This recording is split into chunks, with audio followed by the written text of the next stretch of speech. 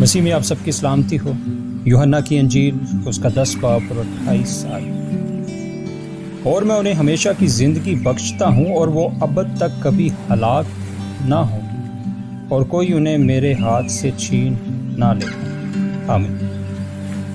ہم ایمان رکھتے ہیں کہ مقدسین ابد تک محفوظ ہیں، اول اس لیے کہ وہ مسیح کے ہیں، اور جن بھیڑوں کو اس نے باپ سے پایا اور اپنے خون سے خریدا ہے وہ ان میں سے ایک کو بھی نہیں کھو دے گا۔ دوسرے اس لیے کہ وہ انہیں ہمیشہ کی زندگی بخشتا ہے، اور اگر یہ ہمیشہ کی زندگی ہے تو ابدی ہے، اس کا اخیر نہیں ہو سکتا۔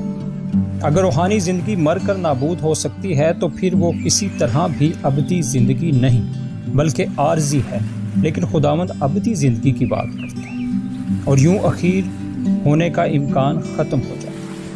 یہ بھی غور کریں کہ خداوند زور دے کر کہتا ہے کہ وہ ابد تک کبھی ہلاک نہ ہوں گی۔ یہ وعدہ ایمانداروں کو ہلاک ہونے سے بچائے رکھے گا۔ معاملے کو مکمل کرنے کی خاطر خداوند اعلان کرتا ہے کہ میرے لوگ میرے ہاتھ میں ہیں، اور وہ ان کے دشمنوں کو للکار کر کہتا ہے کہ تم انہیں میرے ہاتھ سے چھین نہیں سکتے۔ یقیناً ابلیس بھی ایسا نہیں کر سکتا۔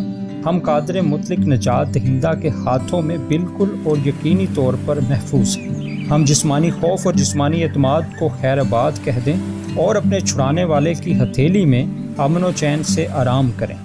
آمین۔